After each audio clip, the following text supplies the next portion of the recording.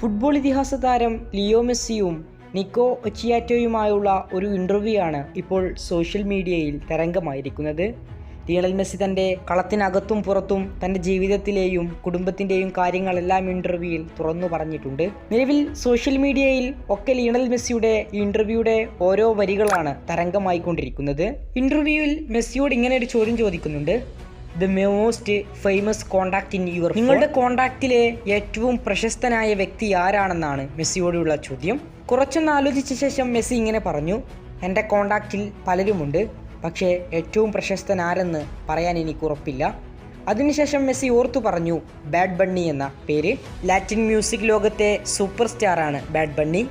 മെസ്സിയുമായി അഡിഡാസിൻ്റെ അഡ്വർടൈസ്മെൻറ്റുകളിലെല്ലാം നമുക്ക് ബാഡ് ബണ്ണിയെ കാണാൻ സാധിച്ചിരുന്നു.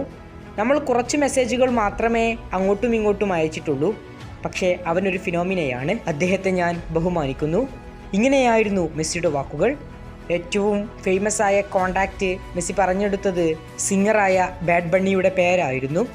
ഫുട്ബോൾ ലോകത്തെ കൂടുതൽ വാർത്തകൾക്കും വിശേഷങ്ങൾക്കും വേണ്ടി ചാനൽ ഇപ്പോൾ തന്നെ മറക്കാതെ സബ്സ്ക്രൈബ് ചെയ്യുക.